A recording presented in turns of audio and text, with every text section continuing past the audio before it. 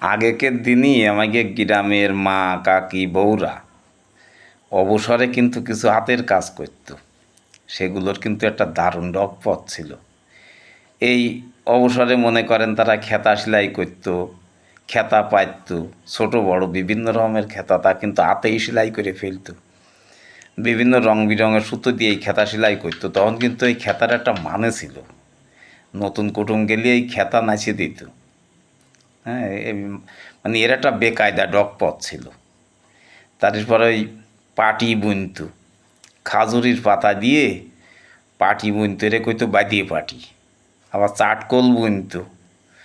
তারপরে ওই যে বাড়ি নারকেলের যে পাতা, ওই পাতাগুলো নিজে হাতে করে বটি দিয়ে চাইছি তাই দিয়ে জাটা বানাইতো, কোস্তা বানাইতো। এগুলো কিন্তু একটা দারুণ শিল্প বলা যায়। তারপরে গ্রামের ইয়াং মাইয়েরা বউরা কিন্তু তখন বিকেলবেলা হলি সব এক জায়গায় বসি ওই উলির আসন সেলাই করত। ওই চটের বস্তা কাটিয়ে সুন্দর করে সাইজ করে নিয়ে এতে কিন্তু আসন সেলাই করতো উল দিয়ে, রং বেরঙের উল দিয়ে। ওই কুরুশ কাটা ছিল, সে দারুণ কায়দায় ঘুরোই ঘুরোই বুনতো। এগুলোর কিন্তু তখন গ্রামে একটা কদর ছিল। নতুন কুটুম ফুটুম আসলি এইগুলো তাইকে সামনে নাইচে দিলি, বসতে দিলি এতি তারা ভিজায় খুশি হইতো। এগুলো কিন্তু তারা করতো। এখন তো এগুলো দেখা যায় না, এখনকার মাইয়েরা এগুলো পারেও না। এগুলো নিয়ে তাইকে মনে হয় কোনো ধারণাই নেই এখন। তারের পরেও গ্রামে কিছু কিছু মানুষ হয়তো এখনও আছে, একদম আড়াই যায়নি। তারের পরে ওই মজার একটা ব্যাপার ছিল, রুমাল সেলাই করতো মাইয়েরা। এই রুমাল সেলাই করি হচ্ছে প্রিয়জনরে তা আবার দিত। তখনকার তো দিনই এরা মোবাইল ফোনে টোনে এরা মেসেজ পাঠানোর কোনো ব্যাপার স্যাপার ছিল না। তখন ওই ভালোবাসার মানুষই কিন্তু ওই রুমাল দিত নিজে হাতে সেলাই করি। এর কিন্তু একটা ডকপথ ছিল। তাতে পাহিকুলি সেলাই করতো আঁকায় নিয়ে। তারপরে তাতে আবার নাম টাম লিখে দিত। সে একটা বেকায়দা ডকের ব্যাপার কিন্তু সে। তারপরে গ্রামে আমাকে মা কাকিরা কিন্তু উনুন বানাইতো ওই রান্না করতে আয় যাতে। হ্যাঁ, হাইনছেলে উনুন তো বানাইতো।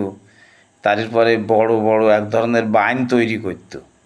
ওই জাতি হচ্ছে তাওয়ালে করে রড জ্বালাইতো, ধান সিদ্ধ করতো, হলদি সিদ্ধ করতো।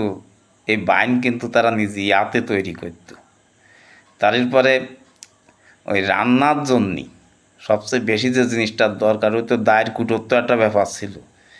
তারই জন্য কী করতো, গরুর নেদা দিয়ে, তাই হচ্ছে ওই গোবর দিয়ে যারে কয় আর কি, বড়িয়ে তৈরি করতো, ঘুটিয়ে তৈরি করতো, গাছের গায়ে ওই সাপটা দিয়ে থুইতো।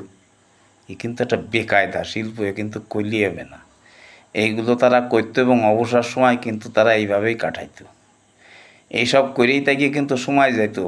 তারপরে ওই আছে দেওর, তারপরে ভাই বউ তাইকে মধ্যে একটা খুনসুটি ছিল। তারপরে ননদ, ভাবির সাথে বৌদির সাথে একটা দুষ্টুমি ছিল। আবার এক জায়গায় বসে আচ্ছা ওই বৌদির চুল বাঁধে দিচ্ছে ননদে, শাওড়ির চুল বাঁধে দিচ্ছে বৌমা।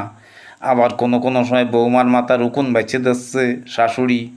আবার কোনো সময় আছে শাশুড়ি নিজেই বসে থাকতেছে, বৌমা মাথার উকুন বেছে দিচ্ছে। তখন কিন্তু উকুন মারা এক ধরনের কুচো চেরন পাওয়া যেত। এইগুলো দিয়ে এই কাজগুলো কিন্তু তারা খুব সুন্দরভাবে তখন করতো।